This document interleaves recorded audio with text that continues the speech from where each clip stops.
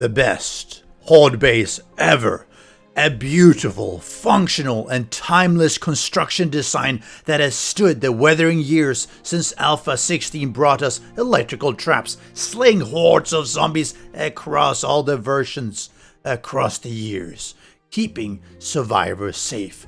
It simply cannot be beat. And of course, all that is a bit of hyperbole, but not too much. The name itself is a bit of a tongue-in-cheek reference to everyone saying that they have the best base design, because that is to some degree subjective, even though there are objective measures that exist. Did you survive? Did you get the experience? Did you actually kill the zombies? Did you have a lot of damage to repair? But, everyone has their own view of what kind of base they'd like to have. Some like to have AFK bases, some like to have melee bases, or whatever else.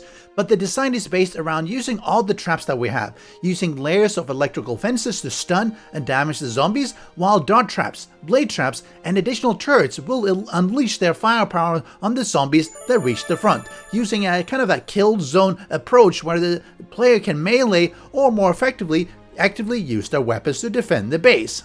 One might say it's standard, and to some degree it is. Back in Alpha 16, I was among the first, and possibly actually the first, content creator showing off tests and builds using the traps in various configurations to effectively utilize them. And I showed off how to combine them into a base that was so powerful that I could literally AFK a D7000 max Gamestage type of Blood Moon Horde attack with 60 concurrent zombies.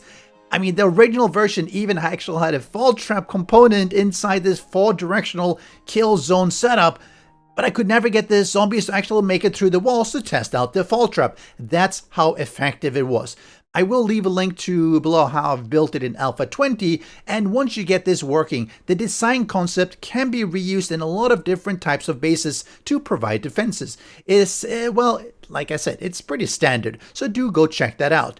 Today, we will be doing some basic upgrades to this base in Alpha 20 before we do unleash it on a D7000 Blood Moon Horde at 64 concurrent zombies. I've had to actually edit the XML to go beyond the capped game stage for single player, because that's definitely going to give us a really high game stage.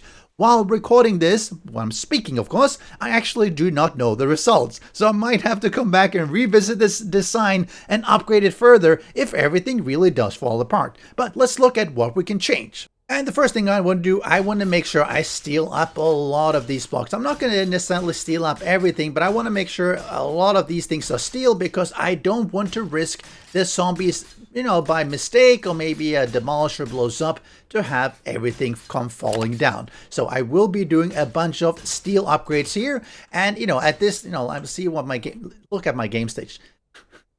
132,000. Oh, that's crazy. But that shows why I definitely need to make sure I have steel. I am not going to make a dual layer. I'm only going to have it one layer. So one layer of steel is going to be protecting me. And here below, where I just had sand last time, I will be putting some steel blocks as well, because I am a little bit concerned that I'll be getting a lot of demolisher that might actually be set off, and I don't want to have holes, because that basically means they'll be tunneling underneath, which is a big problem. And this actually is, you can see, it is steel, even though it looks like reinforced concrete. Now for here in front, I've decided that I'm going to steel up a couple of the ones on the sides here. I'm going to leave these ones as concrete, because I want to draw the zombies in, because normally they'll be coming here and from here, and I want them to end up here in the front. And hopefully by keeping these concrete, they sort of tend to go this way. If they don't, then maybe I'll just steal them up. I can at least do that during the Blood Moon Horde if I have any issues, because of course I don't want the zombies to get in. I was going to make a little bit of a change here, because I do want to make sure arrow slit that I have a little bit more firepower. So what I'm going to do, I'm going to put in another, let's do 3 rows of dart traps and electrical fences here, just to hopefully avoid them getting all the way in here. So 3 more layers, which means I have 3 plus 3, I have 6 layers of dart traps and electrical fences that, just to slow them down, because there might be so many coming in at the same time, and hopefully that helps. And it also gives me an opportunity to potentially have some more turrets up here. I'll probably end up doing that as well. Let me do bar, something like that. Yeah, that should probably work. So I'll put that on top as well. Okay, I've now put in all 3 layers and connected just a standard way, and I put a generator in here. Basically, tripwires goes across. It also connects to the electric fence, and it connects to all the dart traps that are in the same lane.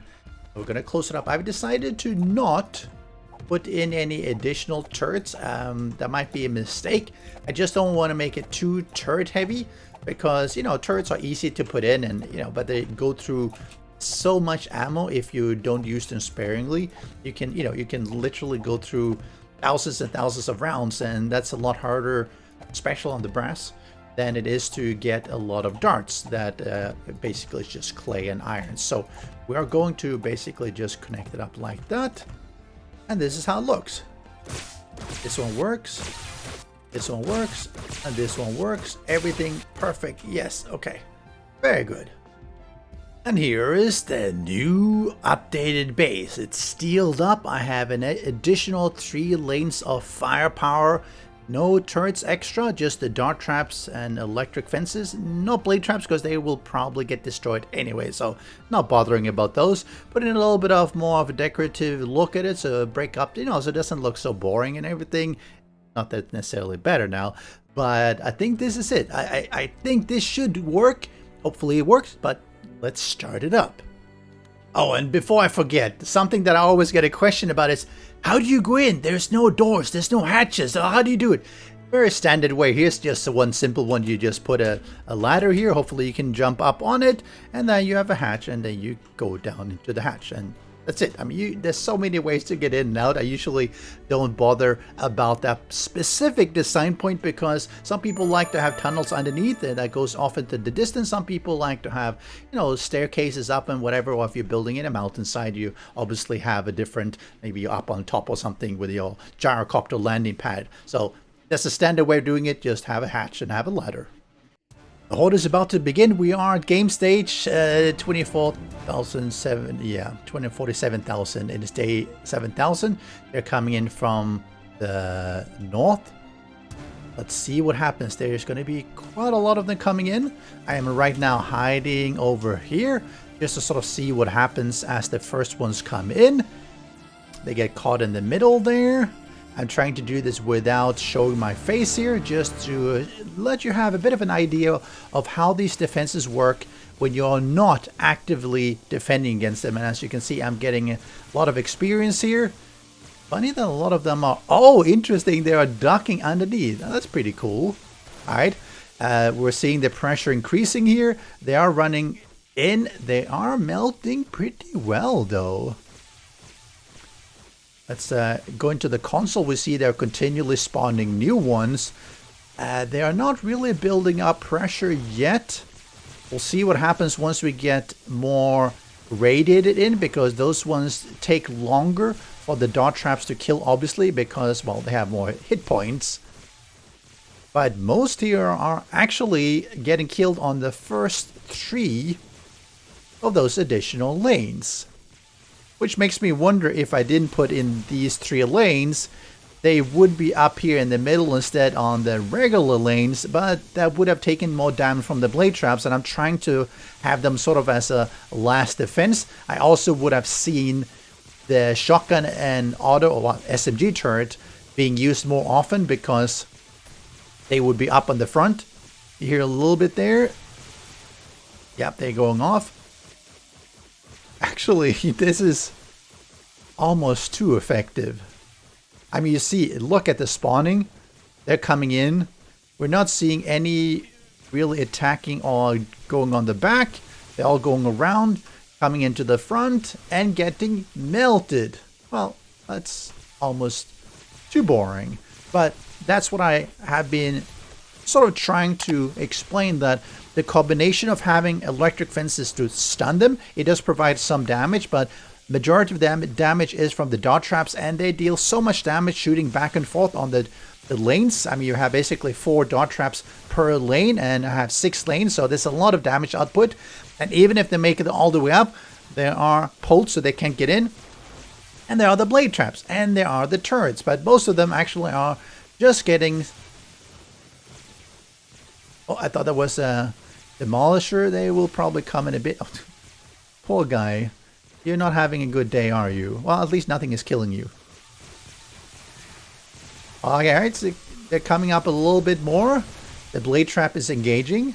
And we're now 1 hour in, and you know, there's no real sign of anything slowing down. The dart traps are going very well. Let's see. They're using dart traps. 1 hour is taking about 300 plus, which basically means I have, you know, a few more hours before the front dart traps are going to be depleted. And by then it's going to be morning almost anyway. And either way, I have, you know, the secondary and the tertiary ones are going to be using a lot less darts because most of them are being killed here on the front. But let's go back into my body here. So let's say you're standing here and you're just actively shooting yourself. You could do that. The only downside you run into is that the cops might be vomiting at you, and that will cause a little bit of damage, if nothing else, out these blade traps. And you want to make sure that these ones are not getting totally destroyed. I also have to make sure that these electric fences, at least on the inside, are doing okay. You might also have noticed that I have no way of repairing things on the 3 first lanes, which is okay. I mean, I didn't want to bother putting in additional hatches and being able to climb in and out. Oh, I think that was the first wave. That could have been the first wave, or maybe because I was shooting so well. Oh, look at them coming in. Now, you would have expected there to be more zombies because I have 64 concurrent, because I end up with, let's say, about 10, 12, and let's say about the same amount that is spawning and running in, which means that I have probably less than 30, which is half the maximum potential. And the reason is the zombies simply cannot spawn in fast enough. You see, they're spawning in killed, spawning killed, spawning killed, spawn, kill. And I wish that the game would be better at spawning in the zombies so that you actually would always have more pressure. Because if you have an effective base like this, there's just not going to be enough zombie pressure to actually fill up the full 64 concurrent, well, allotment or possibility that it can actually provide, because they get killed so fast. I mean, even if I was not doing any defenses myself, everything would be going just fine. I do have to do a little bit of repairs, but this actually went even better than I was expecting. I did not expect it to be this effective. I thought that they might be running in even further. Huh. What can I say? If you have a winning base defense strategy and you've set up your base properly, you really should have no excuse for dying. Unless, of course, maybe you set up a few demolisher. That is probably the only potential issue I would be worried about. Setting off a demolisher yourself, because you will be doing massive damage in the front, and you could potentially have some of the walls crumbling. But unless you do that, you know, it shouldn't really be an issue like him. And let's not shoot him. Let's take out the cop. Let's see what happens to that demolisher. I suspect that the dart traps probably will take care of him. Where is he? Oh, he must have died already. Well, here's some soldiers. Keep these ones repaired just in case. But, you know, I can probably just hide here pretty much the whole horde. Well, I'm really happy with this design. I do think that these 3 extra lanes really do help, because it does ensure that even if you know, let's say, look at these, is it these ones? Yeah, these ones are going to stop actually operating, because that one, oh, upside down, come back.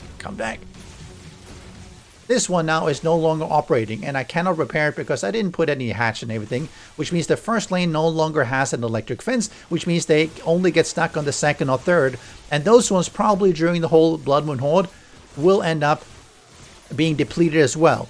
But the ones on the inside I can repair, so that's really no problem at all. And you see, even the demolishers, they just get melted. And you see the experience, you see the cops. Oh, here are the cops. That's something that could happen. When there's so many zombies in the front, cops take damage to the point where they want to explode, but because there's so many other zombies around them, they don't take sufficient in order to kill them. And that cop explosion happened, and that took out the blade trap, and that basically means that you have more pressure in the front. And this is where you have to, you know, probably make sure that if you can, try to do a little bit of active fighting. You probably don't have to. I don't think that even without that they would act. Oh, I should probably see if I can set him off. Oh, come on, turn around. Okay, let's see what happens. There we go. So this one was taken out.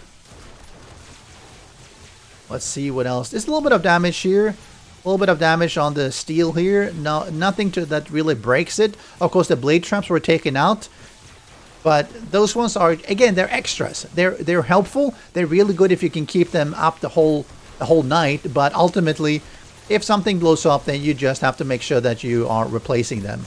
And even with a demolisher explosion, there's nothing that is going to get through here, because these ones have, oh, now the cop popped. You see, these ones are down to now 8,000, again, because of the demolisher. Cops take a few hundred, so those are, I'm not really concerned about them. And the ones in the front, no problem at all, because I could really easily just repair them. It's you just want to make sure that nothing breaks into the side, and because all of them are coming up here, that's not going to happen. See, another cop blow up, and of course that takes a little bit of pressure off things, because he kills a bunch of the zombies as well. So this is, oh, that's so noisy. Let's hide a little bit here. So this is the best Horde base ever. I'm running on insane difficulty, 64 concurrent zombies. I have D7000, and I have really bumped up my game stage because I've edited the XML. 252,000, which you will never get in regular gameplay. And there's no risk to the player, unless, you know, maybe I kill myself or something with Molotovs or some grenades. Everything is just gonna get melted here. See some occasional cops blow up because of just too many that are protecting them, but nothing is really making it all the way to the front. Another cop, no problem, just more loot. Special thanks to the great patrons supporting the channel. If you would like to join the vetted community and support these videos, do follow the Patreon link.